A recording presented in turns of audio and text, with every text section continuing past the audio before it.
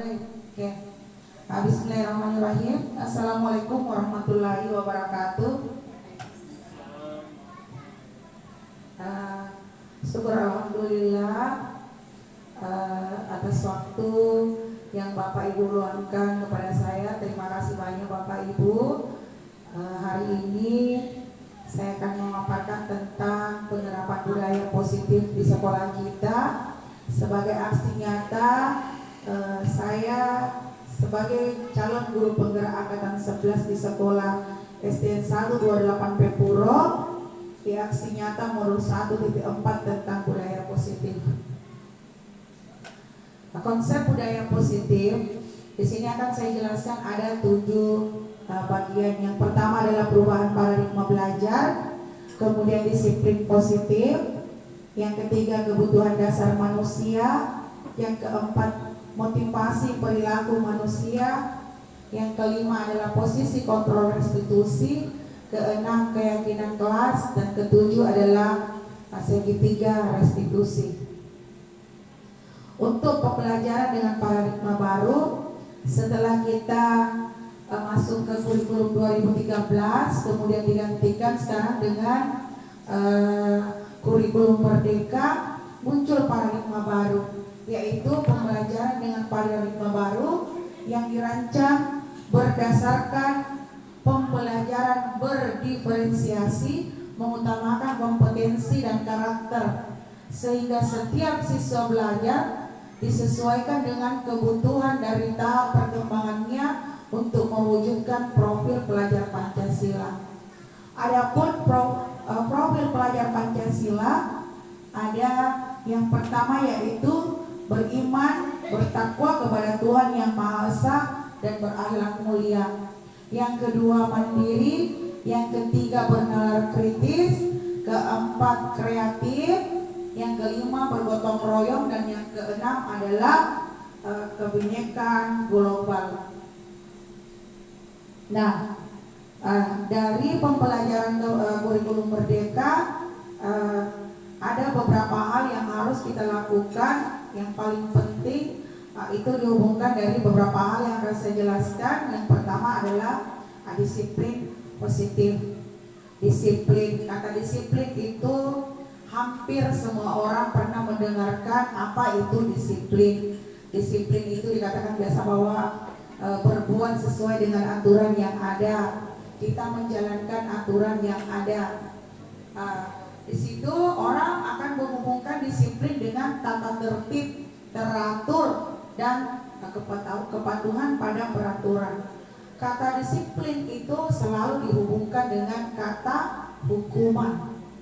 Padahal sesungguhnya itu berbeda, karena belajar tentang disiplin positif tidak harus dengan memberikan hukuman. Seperti pandangan Ian Grossen menyatakan bahwa disiplin berasal dari kata disiplina yang artinya belajar.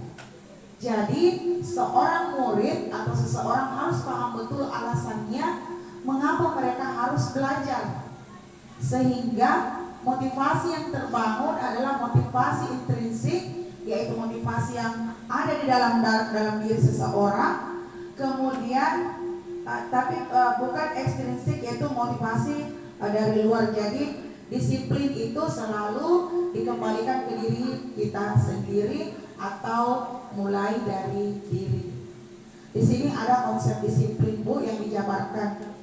Jadi konsep disiplin ada hukuman, ada konsekuensi, kemudian ada restitusi.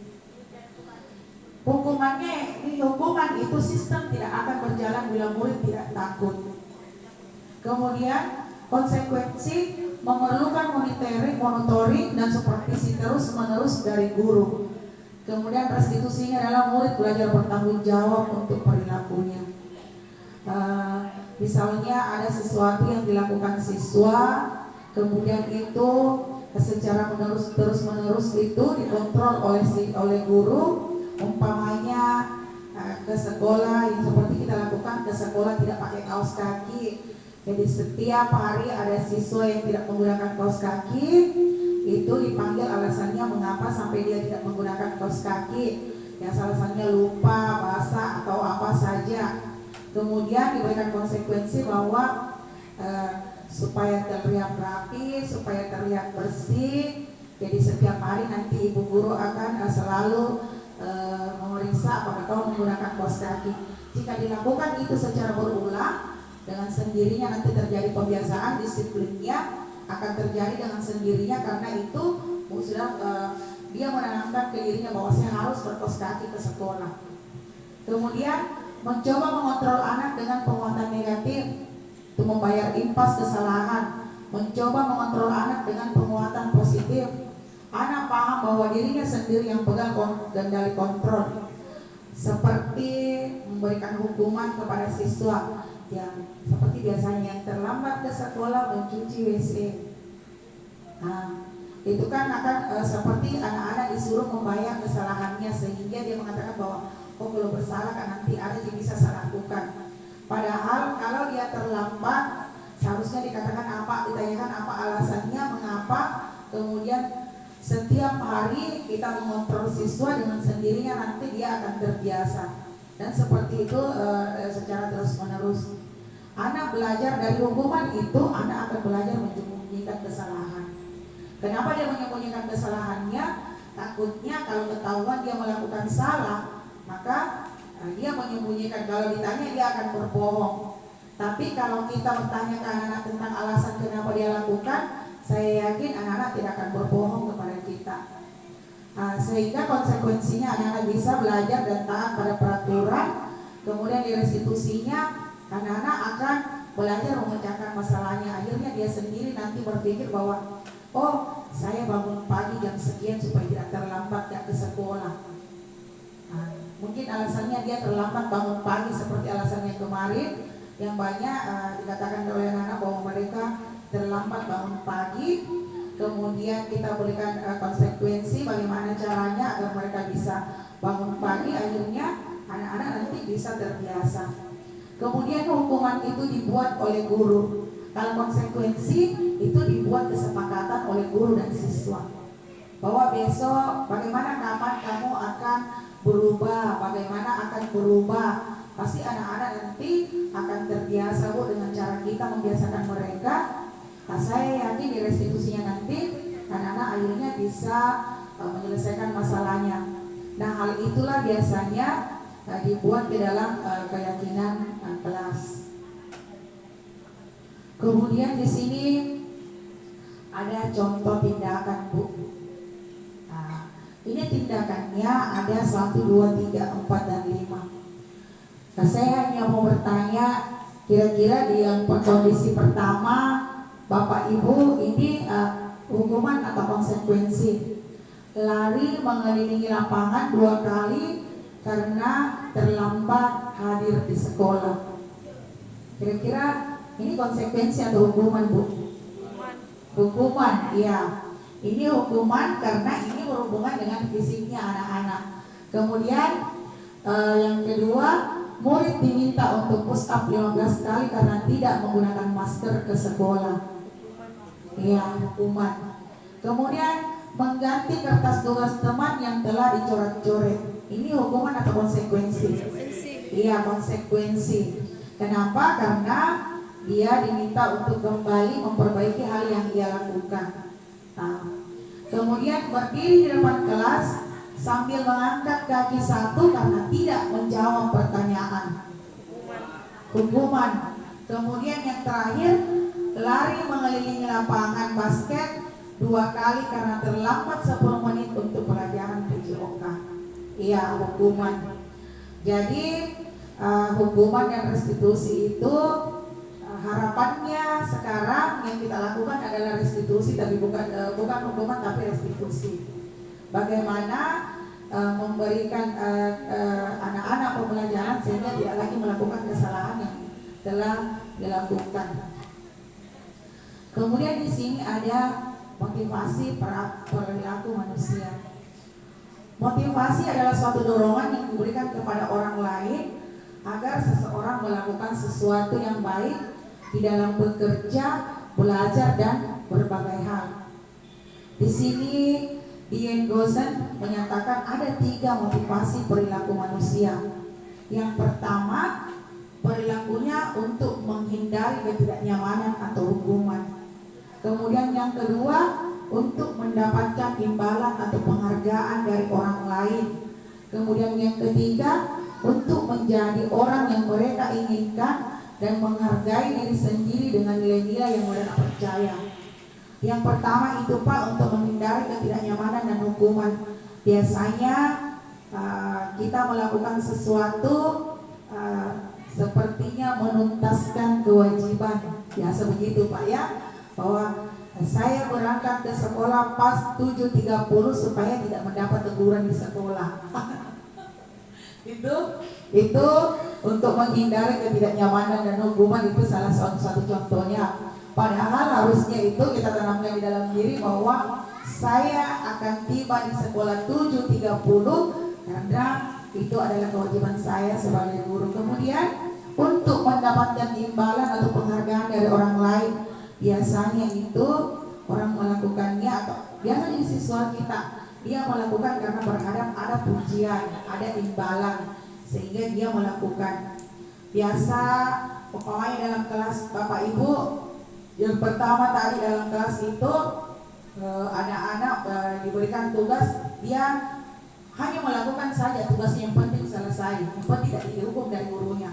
Yang kedua itu ada juga siswa yang bersungguh-sungguh karena dia berharap ada imbalan, ada penghargaan yang diberikan, sehingga itu bisa jadi motivasi.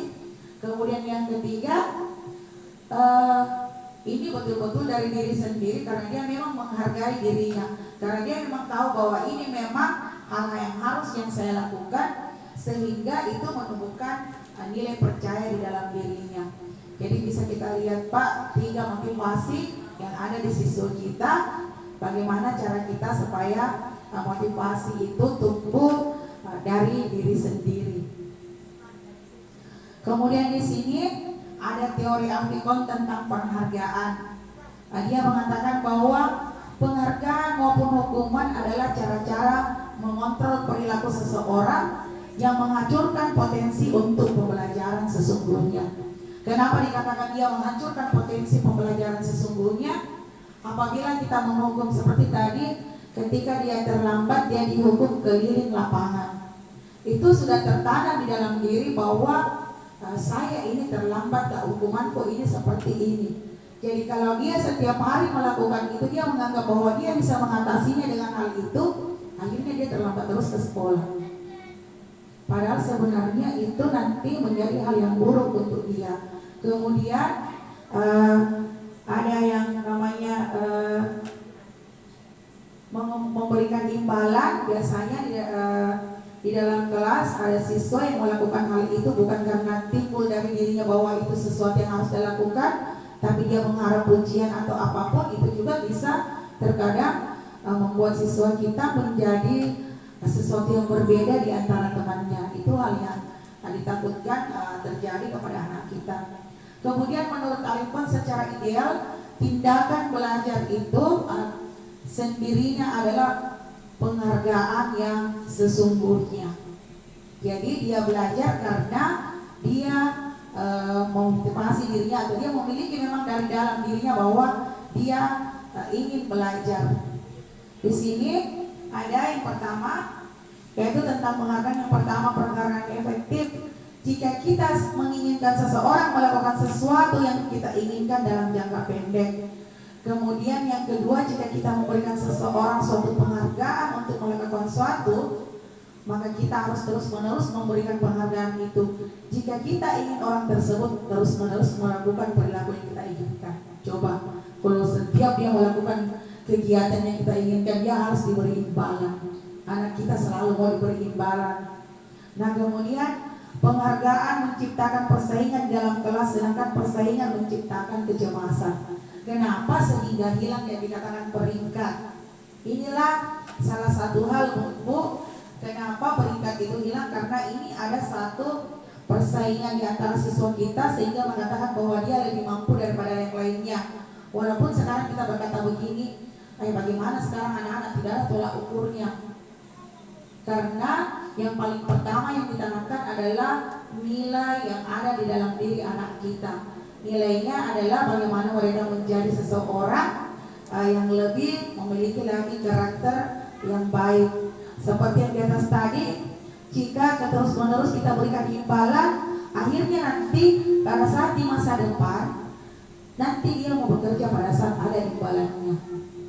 Ya, Bapak Ibu ya. Nah itu kemudian penghargaan mengukur mereka yang tidak mendapatkan penghargaan, misalnya ranking, mereka mendapatkan ranking 4, maka merasa dihukum sampai di rumahnya tidak membuka rapornya.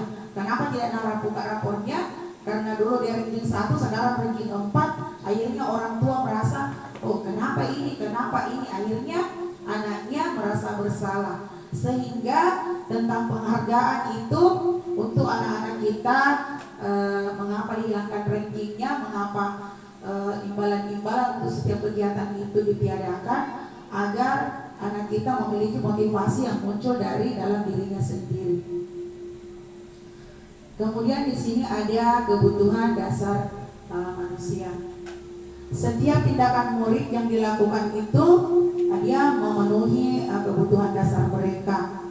Yang pertama bertahan hidup, kemudian membutuhkan cinta dan kasih sayang, yang ketiga kebebasan, yang keempat kesenangan, dan yang kelima adalah kekuasaan.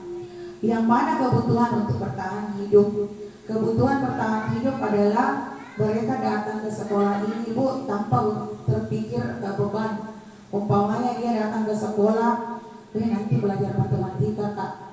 Sepertinya ada beban yang besar sekali yang dia bawa ke sekolah, sehingga dia merasa bahwa jangan ke sekolah. Nah itu. Kemudian cinta dan kasih sayang. Terkadang itu, Bu, ada anak-anak di dalam kelas biasanya seperti ini. Nakal sekali itu. Kenapa nakal sekali? Tidak berhenti mengganggu temannya, tidak berhenti begini. Padahal sebenarnya mungkin di rumahnya dia tidak mendapatkan kasih sayang, atau dia tidak mendapatkan perhatian, sehingga di sekolah itu dia selalu mencari perhatian kepada setiap orang yang ada di sekitarnya.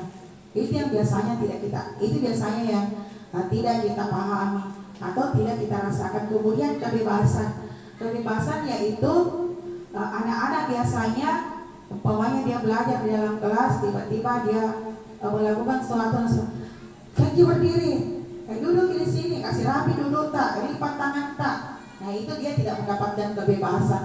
Kemudian hal yang paling urgent itu, Bu, adalah di anak-anak adalah jam belajar dan istirahat. Anak-anak itu kalau belajar kita kasih belajar, kalau istirahat betul. Jangan sampai sudah bunyi bel istirahat, ada semua nih temannya terhampur di luar, masih ada sesuatu di dalam kelas. Jadi dia merasa tertekan di dalam kelas. Pelajaran apapun di dalam kelas, Bu, pasti siswa tidak bakalan konsen itu. Karena dia merasa bahwa saya sekarang waktunya keluar Kak belajar, bermain.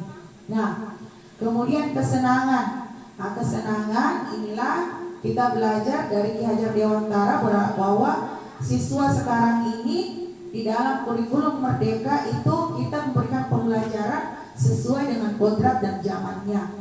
Zaman kita itu, Bu, zaman kita di masa lalu itu belum ada apa-apa yang kita lihat, masih kita hanya melihat televisi, itu baru satu siarannya namanya TVRI. Anak-anak sekarang sudah bisa melihat banyak hal di dunia maya. Dia bisa lihat YouTube, dia bisa lihat di internet apa saja, sehingga dia melihat bahwa hal ini ternyata lebih menyenangkan daripada seperti ini. Hal ini menyenangkan daripada ini. Jadi ayo kita membuat suasana di dalam kelas yang apa yang paling menyenangkan untuk anak-anak kita. Seperti sekarang ada namanya ice breaking, ya, itu anak-anak akan senang belajar pada saat dilakukan seperti itu. Kemudian anak-anak belajar dibawa keluar di lapangan, itu juga salah satu kesenangan. Kenapa? Karena anak-anak kita itu identik dengan namanya bermain, sehingga pada saat kita memberikan pembelajaran sambil bermain, itu kita bisa melihat anak-anak yang senang belajar tapi tetap bisa belajar dengan baik. Kemudian kekuasaan itu adalah power untuk anak-anak. Biasa itu dia mau dia lebih dari teman yang lainnya. Nanti saya jelaskan ini yang mana yang namanya kekuasaan. Contohnya di sini, Bu, ada kasus kebutuhan bertahan hidup. Doni seorang siswa kelas 2 mengambil bekal temannya. Ketika ditanya oleh Pak Guru alasannya berbuat begitu adalah karena ia lapar dan orang tuanya tidak membawakannya bekal makan siang. Maka kebutuhan dasar yang sedang berusaha dipenuhi oleh Doni adalah kebutuhan untuk bertahan hidup. Ini salah satunya, Bu. Jadi biasa itu ada siswa atau ada itu siswa di kelas pernah buka makanannya temannya, tidak berhenti nampil makanannya temannya. Harusnya kita tanya alasannya kenapa Ki. Biasanya ada anak seperti itu, Bu. Kenapa Ki ambil makanannya teman tak nak? Atau ada biasa temannya, kenapa bisa pensilnya temannya kita ambil? Mungkin saja orang tuanya tidak menyiapkan untuk dia. Sehingga ini adalah satu tantangan untuk kita, bagaimana secara terus menerus kita meminta kepada siswa itu setiap hari. Nanti ini, Bu, yang Doni ini setiap hari nanti ditanya, Doni sudah makan sarapan? Itu bisa seperti itu. Datang lagi Doni sudah sarapan. Akhirnya nanti terngiang-ngiang di telinganya setiap dia mau berangkat sekolah, sarapan dulu baru ke sekolah. Akhirnya nanti hal ini tidak lagi terjadi. Kemudian yang kedua, kasih sayang dan rasa diterima. Nah, dalam kasus Doni menjawab bahwa alasannya mengambil bekal karena merasa senang temannya menjadi perhatiannya dia. Ketika temannya melaporkan tindakannya kepada gurunya dan gurunya memberitahu orang tuanya sehingga orang tuanya jadi memperhatikan dia. Ya, ini salah satu jalannya mencari perhatian. Kita sampaikan ke orang tuanya bahwa ada hal seperti ini di anaknya. Mungkin saja anaknya mau menyampaikan atau telah disampaikan tapi tidak digubris oleh orang tuanya, sehingga dia melakukan di sekolah agar gurunya yang menyampaikan ke orang tuanya, sehingga kebutuhan dasar yang dipenuhi oleh Doni itu bisa dipenuhi. Kemudian kebutuhan kasih sayang dan rasa diterima itu bisa terpenuhi. Kemudian di sini penguasaan dan kebutuhan pengakuan atas kemampuan. Apabila jawaban Doni adalah dia merasa hebat karena temannya jadi takut dengan dia dan menuruti keinginannya, maka sebetulnya Doni sedang berusaha memenuhi kebutuhan dasarnya akan kekuasaan. Biasa ada siswa seperti itu, Pak, ya, karena dia merasa, oh temanku takut Ji sama saya, kalau sampai apa-apanya nggak kenapa-kenapa Ji. Di situ dia mau menunjukkan bahwa dia punya kemampuan dan punya kekuasaan yang ingin dianggap oleh teman-temannya. Ini juga menjadi suatu tantangan kita untuk bagaimana caranya menyelesaikan masalahnya.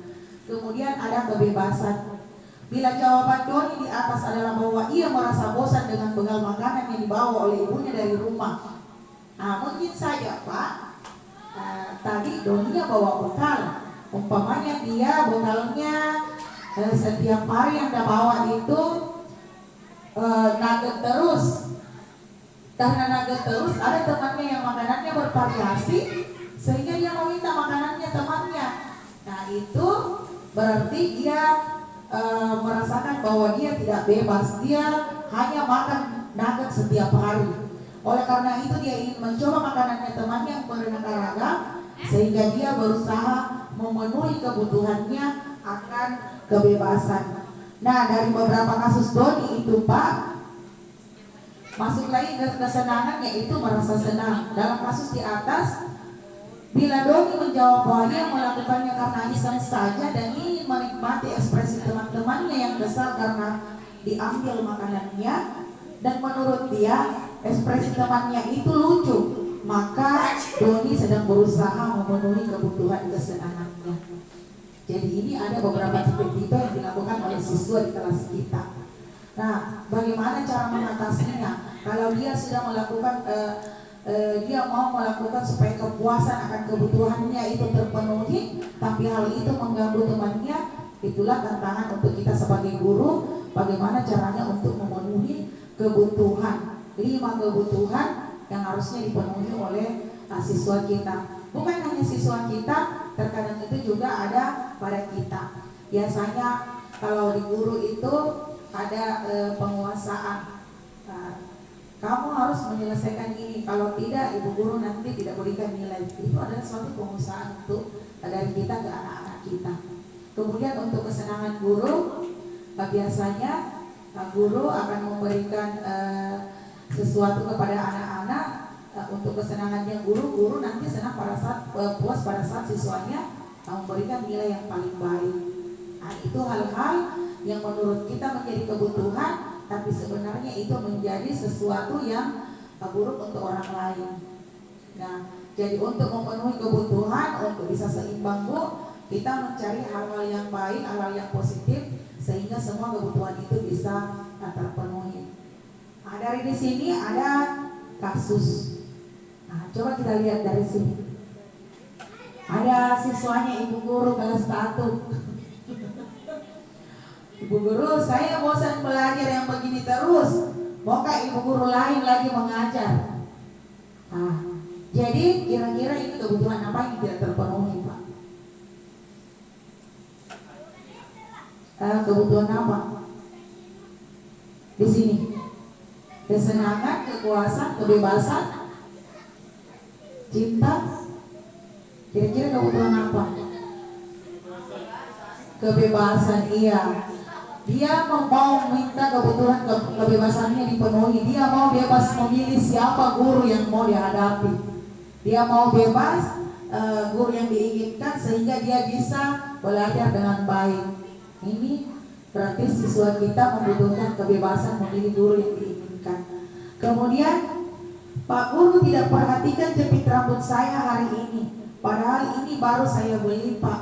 Coba, kira-kira kebutuhan apa ini? Kasih sayang. Jadi dia memperlihatkan sesuatu yang baik, sesuatu yang bagus. Dia berharap dipuji sama gurunya, dieluk-elukan dengan gurunya, butuh perhatian. Berarti dia kebutuhannya adalah membutuhkan kasih sayang. Jangan sampai ada guru tak datang. Seperti katanya kemarin ada itu siswa marah, Bu, kita lihat tadi toh waktu menuliskan cantik sekali tulisanku. Nah, sampai menangis itu siswanya karena cerita gurunya tidak tahu tentang apa tadi dalam siswanya. Menangis seperti, iya kenapa Ki? Bu, bagus sekali tadi tulisanku tapi tidak mau Ki lihat Ki. Nah, itu salah satunya. Jadi ini ada satu kebutuhan di anak kita. Kemudian Bu Guru larang saya menyanyi dalam kelas. Padahal seru kalau saya menyanyi, tidak bosan belajar. Kira-kira apa ini Bu kebutuhannya? Kebutuhan apa yang dibutuhkan? Kebebasan, kesenangan. Iya, kesenangan. Jadi dia membutuhkan, dia bisa menyanyi di dalam kelas sambil belajar. Yang mana salah satunya mungkin ice breaking Bapak Ibu ya. Nah, setelah dia bosan, dia mau kita break dulu. Nah, dia mau supaya tidak bosan. Nah, dia mau menyanyi di dalam kelas. Kemudian di sini yang terakhir, awas Andi kalau tidak kerjakan PR saya. Awas Andi kalau tidak kerjakan PR saya. Ada yang mengancam siswanya, ada yang mengancam temannya. Kira-kira kekuasaan apa yang dilakukan oleh anak ini? Iya, kekuasaan. Jadi karena dia merasa lebih dari temannya, sehingga dia mau menguasai temannya. Bapak Ibu, sebelum lanjut di sini ada restitusi 5 posisi kontrol. Tapi mengantuk semua kita kasih dulu breaking. Ayo kita breaking dulu Bapak Ibu. Berdiri dulu. Oke? Kita berdiri dulu.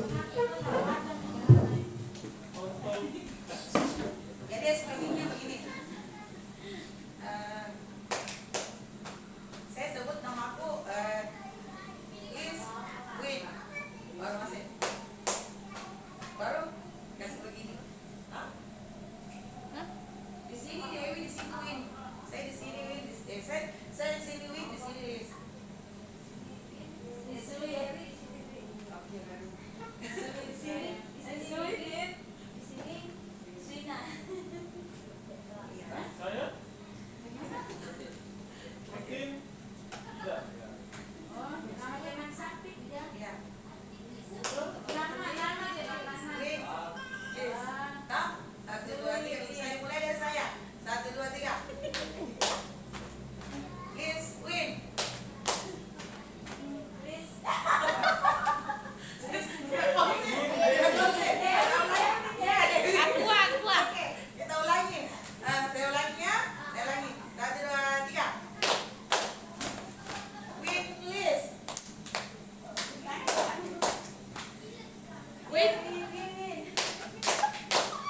Coba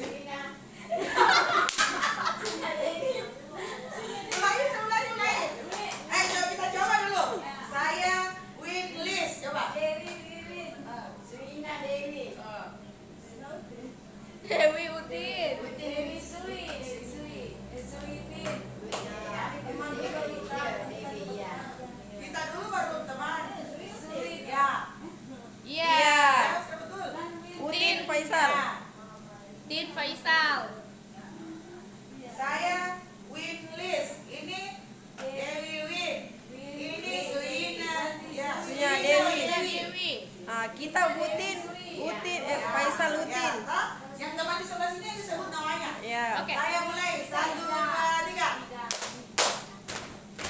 Win list. Dewi.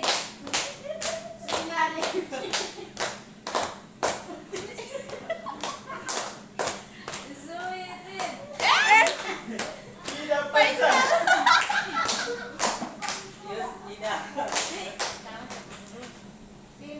Yus Faisal.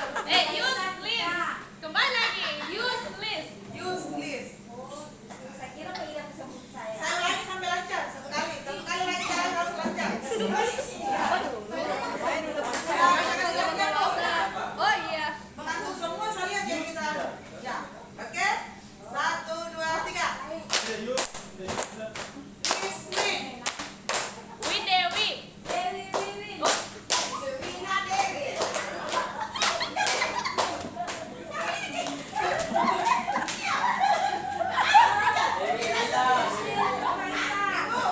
Begini dulu, aku begini. Harus kamu Di bawah dia. Random di bawah. ya. Suina Dewi. Udin Suina. Ya, oke. Faisal Udin. Tepuk dulu. Tag nama. Ya, gitu. Oke. Musuhnya ketawa. Saya lagi, oke? 1, 2, 3. Win list. Ya.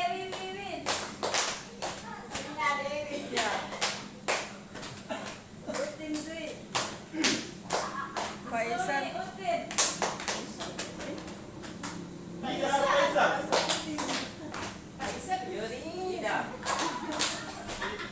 List.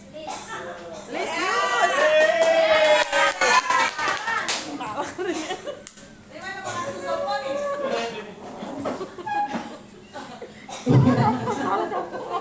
Iya, Bapak Ibu, itu juga salah satu kesenangan yang diinginkan oleh siswa kita supaya kita kembali bisa belajar, karena dari tadi saya menjelaskan sudah banyak yang mengantuk.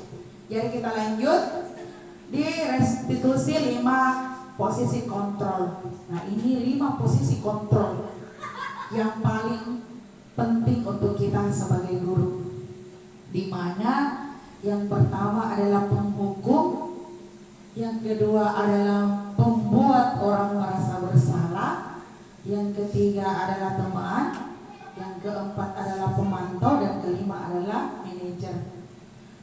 Setelah belajar restitusi 5 posisi kontrol ini, Bu, saya ternyata lebih banyak di penghukum dan pembuat orang merasa bersalah. Nah, jadi kita coba perhatikan. Yang pertama adalah penghukum. Seorang penghukum bisa menggunakan hukuman fisik ataupun verbal. Kemudian yang kedua, pembuat orang merasa bersalah, biasanya guru akan bersuara lebih lembut. Kemudian yang ketiga, guru pada posisi ini tidak akan menyakiti murid, namun akan tetap berupaya mengontrol murid melalui persuasi. Kemudian yang keempat, monitor atau pemantau. Memonitor berarti mengawasi. Kemudian yang kelima, respon yang menunjukkan tanggung jawab guru dalam posisi terakhir, yaitu manajer, di mana posisi mentor, guru berbuat sesuatu bersama dengan murid, mempersilahkan murid mempertanggungjawabkan perilakunya, mendukung murid agar dapat menemukan solusi atas permasalahan dirinya sendiri. Ya, di sini coba kita lihat ini. Di sini yang pertama sebagai penghukum. Seorang penghukum bisa menggunakan hukuman fisik maupun verbal. Orang-orang yang menjalankan posisi penghukum senantiasa mengatakan bahwa sekolah memerlukan sistem atau alat yang dapat lebih menekan murid-murid lebih dalam lagi. Di sini guru-guru yang menerapkan posisi penghukum akan berkata, ada 3 kata. Pasti kita sering mengatakan ini. Patuhi aturan saya atau awas. Awas nanti kalau datang ibu guru di kelas ada ribut. Itu. Awas nanti kalau ibu guru kasih tugas tidak selesai. Itu. Itu tertanam di dalam dirinya anak-anak. Kemudian biasa ada anak-anak kita yang selalu melakukan kesalahan berkali-kali. Kamu itu selalu saja salah, selalu saja melakukan kesalahan. Kamu terus yang masuk ke dalam kantor kalau ada selalu yang dihukum. Nah itu selalu, pasti selalu yang terakhir selesai. Ada sesuatu, ini tidak pampina selesai membaca, mau temannya pulang. Selalu tidak selesai membaca setiap hari. Nanti itu anak-anak merasa kecil, merasa kerdil, karena selalu merasa bahwa ada hal yang dilakukan yang itu bentuknya dia bisa saja menyakiti perasaan anak-anak. Kemudian yang kedua, membuat rasa bersalah. Membuat rasa bersalah, pada posisi ini biasanya guru akan bersuara lebih lembut. Membuat rasa bersalah akan menggunakan keheningan yang membuat orang lain merasa tidak nyaman. Bersalah atau rendah diri, kata-kata yang keluar dengan lembut akan seperti biasanya dalam sekali kata-katanya, Bu, ibu kecewa sekali sama kamu. Biasa ada seperti itu, Ibu ya. Kemudian berapa kali Bapak harus beritahu kamu. Dan pasti itu terjadi di kita karena kita menghadapi anak kita setiap hari dengan beberapa macam karakter, pasti akan terjadi, Bu. Bagaimana coba kalau orang tua kamu tahu kamu berbuat seperti ini? Tapi tidak apa-apa, Bu. Jadi kita membuat anak-anak merasa bersalah. Tapi setelah anak-anak mengetahui salahnya, nah kita kembali lagi merestitusi atau memberikan konsekuensi kepada anak-anak. Kemudian di sini guru sebagai teman, di mana guru dalam posisi ini tidak menyakiti muridnya, namun tetap berusaha mengontrol murid melalui persuasi. Biasanya ini dilakukan di siswa yang sudah kelas tinggi. Karena kalau kelas tinggi ini biasa anak-anak itu, Bu, dikasari itu biasa membalas. Jadi ini posisi kontrol sebagai teman sangat dibutuhkan. Di mana posisi teman, guru bisa negatif, bisa positif. Positifnya di sini bisa menjalin antara guru dan murid sehingga memudahkan murid untuk bercerita tentang apa yang mereka inginkan, apa yang mereka butuhkan, dan mengapa sampai mereka melakukan. Hal negatifnya, biasa guru tersebut tidak mau membantu, maka murid akan kecewa dan berkata, ayo bantulah demi Bapak ya. Kemudian ayo ingat tidak bantuan Bapak selama ini. Kemudian ya sudah kali ini tidak apa-apa, nanti Ibu bantu bereskan. Jadi terkadang itu, Bu, ada hal-hal yang kata-kata kita dengan anak karena merasa seperti teman, biasa juga itu sudah di luar dari hal yang harusnya kita lakukan. Jadi bisa juga menjadi hal yang negatif, tapi bisa juga menjadi support, Pak. Umpamanya kita melakukan kegiatan seperti ini, kata ayo bantulah demi Bapak ya. Bisa saja karena siswa kita senang kepada kita, akhirnya dia melakukannya, dia termotivasi. Hanya saja nanti jadinya pada saat dia melakukan, dia selalu hal itu terjadi pada saat ada yang membutuhkan sehingga dia melakukan. Jadi posisi kontrol guru itu betul-betul sangat diharapkan. Kita memposisikan diri sebagai teman, tapi kita memiliki batas-batas tertentu untuk bisa mengimplementasikan bagaimana menjadi teman bagi siswa kita. Kemudian sebagai pemantau atau mengawasi, ini paling banyak kita lakukan. pada saat kita mengawasi, kita bertanggung jawab atas perilaku orang-orang yang kita awasi. Posisi pemantau berdasarkan pada peraturan-peraturan dan konsekuensi. Dengan menggunakan sanksi atau konsekuensi, kita dapat memisahkan hubungan pribadi kita dengan murid.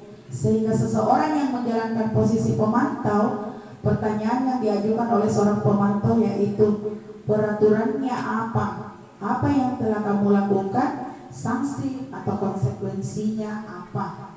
Kan biasa ada yang kita lakukan, kemudian seperti keyakinan kelas, kemudian ada yang melakukan, kemudian kita menanyakan kesalahannya, kemudian konsekuensinya seperti apa sehingga ada perubahan yang terjadi.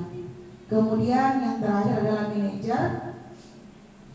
Di sini manajer di mana guru berbuat sesuatu bersama dengan murid, mempersilahkan murid bertanggung jawab atas perilakunya, mendukung murid agar dapat menemukan solusi atas permasalahannya. Di manajer itu murid diajak untuk menganalisis kebutuhan dirinya maupun kebutuhan orang lain. Di sini menekankan bukan pada kemampuan membuat konsekuensi, namun pada berkolaborasi dengan murid bagaimana memperbaiki kesalahan yang ada. Seorang manajer itu terkadang berkata, apa yang kita yakini? Nah, kembali ke keyakinan kelas. Apa yang kita yakini? Apa yang akan kita lakukan untuk melakukan sesuatu yang lebih baik? Apakah kamu meyakininya? Apakah kamu betul-betul mau melakukannya? Jika kamu meyakininya, apakah kamu bersedia memperbaikinya? Jika kamu memperbaiki ini, apakah hal ini menunjukkan apa tentang dirimu? Bagaimana? Apakah betul-betul bahwa nanti itu betul-betul kau sudah seperti itu, tidak lagi seperti yang dulu? Seperti lagu Bapak Ibu ya. Apa rencana kamu untuk memperbaiki hal ini? Nah, di sini ada posisi 5, posisi kontrol, ada motivasinya, kemudian ada identitas gagal atau kontrol dari luar. Ada identitas yang berhasil yaitu kontrol dari luar, dan ada identitas berhasil itu kontrol dari dalam diri sendiri. Yang pertama di situ guru berbuat, di situ menghindari hukuman. Nah, kita sebagai penghukum di situ menghardik, menunjuk-nunjuk, menyakiti dan menyindir. Biasa itu begitu Bu, dia tidak sadar. Kenapa kok begitu? Kenapa begini? Kenapa? Nah, ini kita hasil Bu ya, Bapak Ibu ya. Ini ditot, kalau dikasih tahu tidak mau, begini. Atau di dalam kelas terkadang ada di sini tidak mau dikasih tahu, kalau dikasih tahu berkali-kali masih dilakukan. Terkadang anak-anak itu kita sindir, teman yang lain sudah tahu bahwa oh ini yang dimaksud sama Bapak Guru, ya. Nah itu biasa yang kita lakukan. Jadi itu kita menghukum. Jadi kemudian harusnya kemudian setelah untuk menghindari hukuman itu, untuk menghindari lagi itu biasa guru juga melakukan ceramah. Seharusnya begini Ki, seharusnya begini Ki. Nah, coba kita lihat identitas yang berhasil di situ. Itu ada 3, ada sebagai teman, sebagai pemantau, dan manajer. Sebagai teman itu membuat alasan-alasan untuk muridnya, kemudian memantau, menghitung dan mengukur, kemudian manajer mengajukan pertanyaan-pertanyaan. Seperti ada kasus seperti ini Pak, umpamanya ada siswa. Coba umpamanya ada siswa kita yang hampir setiap hari itu ke sekolah datang terlambat. Kira-kira kata-kata apa yang kita berikan untuk anak? Nah, coba kalau saya mau semuanya ada kata-kata yang dikeluarkan. Kira-kira umpamanya ada guru, ada siswa di kelas 6 yang terlambat ke sekolah. Kira-kira kata-kata pertama yang kita tanya Bu apa? Tadi minta Ibu kasih Bu Silina coba.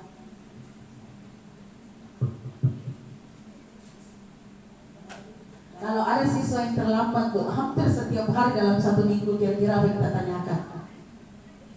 Terlambat setiap hari. Iya, selamat setiap hari. Kan kalau siswa terlambat 1 kali kita panggil. Iya. Kedua kali, ketiga kali kita panggil. Iya. Kalau terlambat setiap hari, kita pasti akan panggil orang tuanya. Iya. Ya. Iya. Kita panggil orang tuanya, kita tanya, siswanya kita tanya, orang tuanya juga kita tanya, apa permasalahannya ini sampai dia terlambat setiap hari. Iya. jadi di situ kalau yang tadi Ibu lakukan itu sudah bertanya kepada siswa, menanyakan alasannya, berarti sudah masuk sebagai teman. Kemudian kita memantau setelah dia melakukan kesalahan berikutnya, kita pantau, akhirnya kita mengajukan pertanyaan, dan yang hal terakhir itu kita memanggil orang tuanya. Itu kita mengatur itu Bu, berarti manajeri bagaimana caranya sehingga hal itu tidak berulang untuk kedua kalinya. Sama dengan hal yang lainnya. Di sini ada kaitannya dengan dunia berkualitas. Saya ambil paling bawah Bu. Dia meletakkan guru di luar dunia berkualitas. Murid meletakkan guru sebagai guru yang sangat penting di dunia berkualitas. Murid meletakkan guru peraturan dan hukum di dunia berkualitas. Murid meletakkan dirinya sebagai individu positif dalam dunia berkualitas. Di sini di kontrolnya itu murid itu menganggap bahwa guru itu adalah seseorang yang sangat penting untuk dirinya, sehingga murid itu meletakkan guru sebagai sesuatu atau aturan. Segala hal yang diberikan oleh guru itu menjadi hal yang seperti biasa kita, pasti gurunya yang paling, guru kelas 1 menyuruh kelas 6 tidak melakukan, karena dia menganggap gurunya adalah gurunya, makanya dikatakan gurunya itu di dunia berkualitas, makanya gurunya yang paling di antara yang lainnya. Begitu. Jadi 5 posisi kontrol ini Bu, kita bisa melihat siswa. Jadi apakah kita bisa jadi temannya, bisa pemantau atau sebagai manajer. Kemudian di sini yang ada dampak dari murid di sini. Dia mengulangi kesalahan, kemudian merasa rendah diri. Sebagai teman dia lemah, tidak mandiri dan tergantung, menitikberatkan para sanksi atau hadiah untuk dirinya, mengevaluasi diri bagaimana cara memperbaiki diri. Ini tadi saya sudah jelaskan bahwa setelah dia mengulangi kesalahan, kemudian dia dikatakan bahwa mengapa sehingga terjadi, atau ibu merasa kecewa sehingga dia merasa rendah diri, karena sering dipuji-puji, sering diberi imbalan, akhirnya anak-anak itu merasa lemah. Dia selalu membutuhkan bantuan, dia selalu harus ada hal yang diberikan kepadanya baru dia melakukan hal itu, sehingga dia selalu berharap ada hadiah untuk dirinya. Ya, bisa saja itu hadiahnya pujian atau hadiahnya adalah hukuman. Kalau hukuman tadi yang saya katakan bahwa kalau setiap dia terlambat dihukum lari, setelah dia merasakan bahwa lari adalah hal yang mudah, itu dilakukan terus, lari hukumannya. Seperti itu. Sehingga untuk mengevaluasi diri, bagaimana cara memperbaiki diri, di situ titik beratnya Pak. Bagaimana caranya sehingga anak-anak tidak terjadi atau melakukan hal-hal yang tidak kita inginkan, yang seperti tadi saya katakan. Kemudian dari beberapa hal yang terjadi, ini yang paling penting adalah membuat keyakinan kelas. Keyakinan kelas itu berupa pernyataan yang universal, kemudian dibuat dalam bentuk positif. Keyakinan kelas hendaknya jangan terlalu banyak supaya mudah diingat warga kelas. Keyakinan kelas sebaiknya sesuatu yang dapat diterapkan di lingkungan sekolah. Semua warga kelas berkontribusi dan berkolaborasi dalam membuat keyakinan kelas dengan menuliskan keyakinan yang akan disepakati. Setelah keyakinan kelas dibuat, maka semua warga sekolah menandatangani keyakinan kelas tersebut. Nah, keyakinan kelas Bu, saya jelaskan bahwa tadi sudah dibuat keyakinan kelas. Keyakinan kelas, di dalam keyakinan kelas itu kita meminta Siswa biasanya kalau ditanya, kira-kira di dalam kelas kita mau membuat apa? Kita mau buat aturannya apa? Umpamanya di kelas tadi ada yang terlambat, dituliskan jangan terlambat ke sekolah. Kemudian dibuat lagi tidak boleh mengganggu teman. Nah, jadi kita buat keyakinan di dalam kelas. Di dalam kelas itu nanti tercipta yang namanya disiplin, saling menghargai, saling menghormati.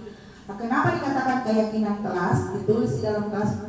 Di situ disiplin, saling disiplin, saling menghargai, kemudian saling menghormati. Kemudian itu secara abstrak, Bu. Begitu dia melanggar saling menghargai, nanti bisa dikatakan bahwa di dalam keyakinan kelas kita itu saling menghargai. Saling menghargai itu seperti ini. Karena pada saat nanti anak-anak memberikan gambaran seperti yang tadi di sini, tidak mengganggu saat belajar, datang ke sekolah tepat waktu, tidak bermain saat proses belajar dalam kelas, memikirkan jam istirahat saat belajar, maksudnya dia terganggu pada saat belajar. Siswa harus tepat waktu masuk kelas pada saat mulai belajar, dan setelah istirahat siswa tidak boleh mengganggu teman pada saat belajar. Itu semua, Bu, bisa kita masukkan ke dalam disiplin, saling menghargai dan saling menghormati. Kayaknya ada pertanyaan nih, Bu Tini. Apa Bu Tini yang mau kita tanya?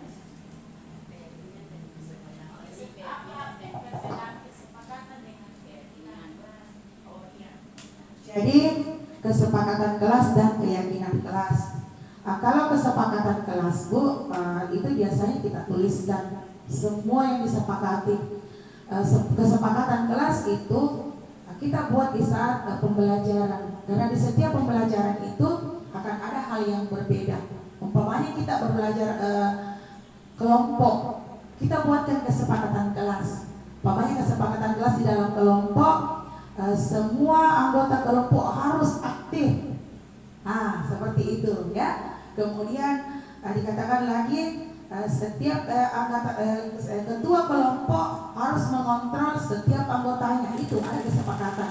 Karena kalau keyakinan kelas itu nilai abstrak, tadi saya katakan bahwa hanya disiplin, saling menghargai, saling menghormati. Pada saat anak-anak melanggar keyakinan kelas, langsung kita tanya, kau mengganggu temanmu, berarti keyakinan kelas apa kira-kira yang sudah kita sepakati kemarin, yang sudah harus kita yakini. Kalau kesepakatan kelas, Bapak Ibu, sebelum memulai pembelajaran kita membuat kesepakatan kelas. Belajar IPA, umpamanya ada barang pecah untuk praktek, ya, yang memecahkan berarti harus mengganti. Itu kesepakatan kelas, Bu, ya. Kemudian setelah praktek IPA selesai, semua barang yang kita pinjam di lab harus kembali. Itu kesepakatan kelas. Jadi kesepakatan kelas itu adalah sesuatu yang disepakati di dalam satu pembelajaran. Tapi keyakinan kelas itu adalah satu hal yang kita buat yang harus diyakini siswa bahwa itu berhubungan dengan karakternya siswa. Bisa dipahami, Ibu? Ya. Jadi saya berharap kalau belajar nanti selalu ada kesepakatan kelas, sehingga anak-anak bisa membedakan mana keyakinan kelas dan mana kesepakatan kelas. Seperti guru kelas 1, enak sekali itu setiap hari sebelum masuk bikin kesepakatan di dalam kelas. Dilarang ribut di dalam kelas. Yang mengganggu, umpamanya yang pertama duduk di bangku masing-masing, begitu Ibu ya. Terus yang kedua membaca doa sebelum belajar, begitu. Berdoa setelah doa penutup sebelum pulang, begitu. Termasuk itu, Bu, begitu selesai belajar, kelas dibersihkan, pintu kelas ditutup. Itu bisa masuk ke dalam kesepakatan kelas dalam pelajaran satu hari, ya. Kemudian di sini ada restitusi. Yang paling menarik ini, Bu, restitusi. Restitusi adalah proses penciptaan kondisi bagi murid untuk memperbaiki kesalahan mereka sehingga mereka bisa kembali pada kelompok mereka dengan karakter yang lebih kuat. Saya paling menarik dengan restitusi ini. Kenapa restitusi membuat saya tertarik? Karena di setiap ada sesuatu yang terjadi, ketika direstitusi, saya yakin hal itu pasti membawa hasil yang baik untuk siswa kita. Restitusi juga merupakan proses kolaboratif yang mengajarkan murid untuk mencari solusi untuk masalah mereka dan membantu murid berpikir tentang orang seperti apa yang mereka inginkan dan bagaimana mereka harus memperlakukan orang lain. Nah, di sini ada ciri-ciri restitusi. Restitusi itu bukan menebus kesalahan, tapi belajar dari kesalahan. Kemudian restitusi itu memperbaiki hukuman. Restitusi adalah tawaran, bukan paksaan. Kemudian restitusi itu sifatnya menuntun. Menuntun ini adalah hal yang selalu ditawarkan oleh Bapak Ki Hajar Dewantara, bahwa kita sebagai guru itu harusnya sebagai penuntun di kurikulum Merdeka. Restitusi mencari kebutuhan dasar yang mendasari tindakan, kemudian restitusi fokus pada solusi. Ini tindakan untuk segitiga restitusi. Ya, kita lihat tindakan restitusi. Kalau kita menemukan siswa, kita menentukan siswa yang melakukan sesuatu kesalahan, ini yang kita gunakan segitiga restitusi. Di mana segitiga restitusi itu ada 3 keadaan di dalamnya, yaitu validasi tindakan yang salah, kemudian menstabilkan identitas, kemudian menanyakan keyakinan. Kamu tentu mempunyai alasan mengapa melakukan itu. Kemudian adakah cara yang lebih efektif untuk mendapatkan apa yang kamu butuhkan. Kemudian distabilkan dengan setiap orang pasti melakukan kesalahan. Kemudian kamu bukan satu-satunya yang pernah melakukan kesalahan itu. Kemudian menanyakan keyakinan kelas. Makanya harus ada keyakinan kelas tuh. Ditanyakan keyakinan kelas apa yang telah kita sepakati, kemudian dilanggar oleh siswa yang melakukan kesalahan. Kemudian ditanya, kamu mau jadi seperti apa?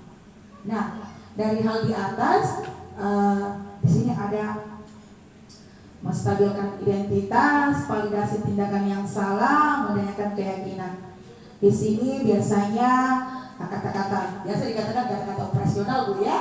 Kata-kata menstabilkan identitas. Tidak ada manusia yang sempurna, kan biasanya ada anak yang melakukan kesalahan. Umpamanya dia merusak sesuatu di dalam kelas, itu bisa dikatakan untuk dia. Tidak ada yang sempurna, tidak ada orang yang tidak melakukan kesalahan. Setelah itu kita bisa menanyakan, kenapa sampai kamu melakukan hal itu? Bisa saja bahwa hal itu terjadi dengan kesalahan yang tidak disengaja, tapi bisa saja juga adalah kesalahan yang disengaja. Kalau kita bertanya dengan seperti ini, anak-anak bisa saja jujur. Kemudian apa yang kita percaya sebagai keyakinan kelas? Contohnya Ibu, yang paling banyak terjadi di sekolah kita ini adalah anak-anak yang menyembunyikan sepatunya temannya. Bu ya, ini paling banyak di kita. Nah, kalau kita tanya itu kan bisa kita cari kenapa bisa seperti itu, apa alasannya. Kalau itu bermain, kan bisa kita berikan bahwa bermain memang menyenangkan, tapi itu hal yang bisa membuat atau menyakiti teman yang lainnya. Sehingga kita bisa menanyakan keyakinan kelas apa yang dia tidak ikuti, yaitu tidak menghargai. Jadi keyakinan kelas menghargai, saling menghargai itu yang kemudian harus kita selalu ingatkan kepada siswa yang melakukan kesalahan. Di sini ada contoh kasus segitiga restitusi yang sudah saya lakukan, ada video yang sudah saya buat.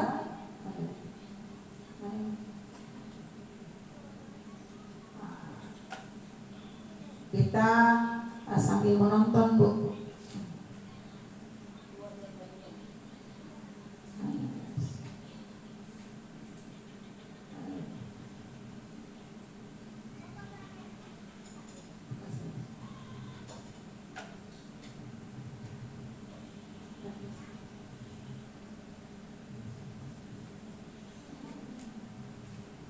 Jadi ini adalah segitiga restitusi yang sudah saya lakukan.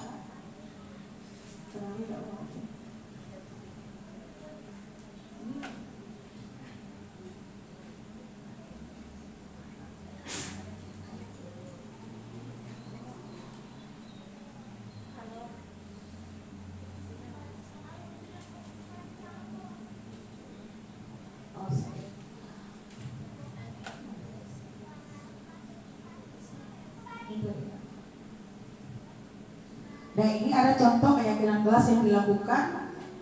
Keyakinan kelasnya di situ dari yang diberikan dari anak-anak di situ adalah membersihkan kelas setiap hari. Kemudian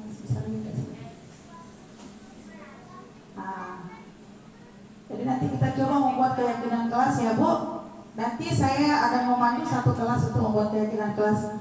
Di sini merawat benda-benda dalam kelas, saling membantu, saling menyayangi, membuang sampah pada tempatnya, masuk di kelas, ucapkan salam. Kalau membuang sampah di tempatnya itu bisa menjaga kesehatan. Jadi semuanya di dalamnya bisa termasuk. Jadi hal-hal seperti ini itu biasanya ditawarkan oleh anak-anak yang kelas rendah kepada kita. Jadi ada contoh keyakinan. Jadi untuk membuat keyakinan kelas berbeda Bu. Kelas 1 itu beda, kelas 2 berbeda, sampai kelas 4 dan kelas 6 itu berbeda semuanya. Jadi tidak sama. Kenapa dia berbeda? Karena setiap kelas memiliki kebutuhan yang berbeda. Ya, setiap kelas itu memiliki kebutuhan yang berbeda. Dari kelas 1 sampai kelas 4 itu, kelas 5, kelas 6 itu memiliki hal yang berbeda. Jadi saya untuk menutup ini Bu, karena waktunya sisa sedikit, di segitiga restitusi saya memberikan sedikit tentang satu tugas. Di sini ada sedikit cerita. Saya hanya meminta kepada Bapak Ibu bagaimana apa posisi kontrol apa saja yang bisa dilakukan di dalamnya. Di sini saya lupa menampilkan. Jadi di sini saya bacakan deskripsinya. Deskripsinya ini adalah sesuatu yang terjadi pada saat makan siang siswa. Di sini di kelas 6 di jam istirahat ada Pak Joko. Mario, Adi, Bapak dengar tadi laporan di tingkat kantin ada masalah. Masalahnya yaitu melempar-lempar makanan ke wajah Ibu Dina pada saat dia berjalan. Siswa sedang bermain saling lempar makanan, ada ibu guru yang lewat bernama Ibu Dina, sehingga wajah Ibu Dina kena dari lemparan anak tersebut. Nah, dari sepenggal cerita yang saya ceritakan, kira-kira Bapak Ibu ada yang bisa menggambarkan kira-kira tadi itu kebutuhan apa yang dilakukan oleh anak-anak kita? Tadi ada kesenangan, ada kebebasan, ada kekuasaan. Kira-kira kebutuhan apa? Kesenangan ya Bu. Iya. Jadi itu adalah kebutuhan kesenangan yang dilakukan oleh anak-anak, tapi dampaknya tidak bagus kepada ibu gurunya. Sehingga kalau dilakukan segitiga restitusi, yang paling pertama dipertanyakan adalah alasan apa sehingga dia melakukannya. Itu adalah alasan kesenangan, ya, kesalahan kesenangan. Nah kemudian pada saat kita hubungkan dengan segitiga restitusi, tadi kita sudah menanyakan alasannya. Kemudian kita bisa memberitahu kepada siswa kita bahwa keyakinan kelas apa yang sebenarnya mereka langgar pada saat melakukan itu. Iya, kesalahan tidak menghargai. Sebenarnya saya punya video ini Bu, tapi tidak terdownload. Oh iya. Jadi di terakhir nanti ada video untuk restitusi. Nanti kita coba, nanti saya coba tampilkan ke Bapak Ibu guru sebelum kegiatan kita berakhir.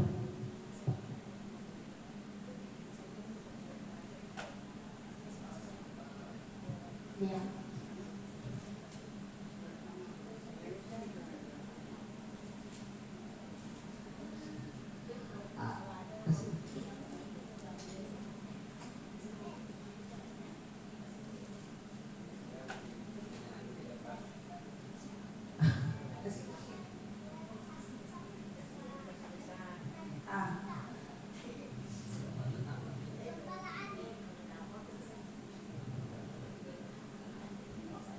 Baiklah Bapak Ibu, untuk kesempatannya hari ini terima kasih sudah mau meluangkan waktunya. Coba saya mengucapkan terima kasih. Kemudian ada kata-kata, kamu punya otak di kepala, harus memiliki kaki di sepatumu. kamu dapat mengarahkan dirimu sendiri ke arah manapun yang kamu pilih. Ini sama dengan hal ayo melakukan sesuatu, memulai dari diri, karena kaki akan melangkah, itu instruksinya dari kepala sendiri, bukan instruksi dari orang lain. Bagaimana Ibu? Iya. Kemudian tidak ada seorang pun yang bisa kembali ke masa lalu dan memulai awal yang baru lagi, tapi semua orang bisa memulai hari ini dan berbuat akhir yang baru. Semoga Ibu di dalam kelas tidak ada lagi kata hukuman, yang ada adalah konsekuensi dan restitusi, sehingga kita menyelesaikan segala sesuatunya untuk anak-anak kita dengan lebih baik lagi. Anak-anak merasa terlindungi, anak-anak merasa disayangi, merasa sebagai anak yang benar-benar dilindungi oleh gurunya sehingga mereka bisa belajar dengan nyaman. Itulah sebenarnya wujud dari kurikulum Merdeka yang diharapkan oleh Bapak Ki Hajar Dewantara, di mana kita sebagai guru adalah penuntun anak-anak kita untuk melakukan atau mengembangkan karakter yang lebih baik, yang sesuai dengan kodrat dan zaman yang ada sekarang. Mari Bapak Ibu kita kembalikan kepada diri, menjadi guru yang benar-benar menjadi guru yang memberikan pembelajaran yang berdiferensiasi, memberikan kemerdekaan kepada anak-anak kita. Terima kasih Bapak Ibu guru. Lebih kurangnya saya minta maaf. Wabillahi taufiq wal hidayah. Wassalamualaikum warahmatullahi wabarakatuh.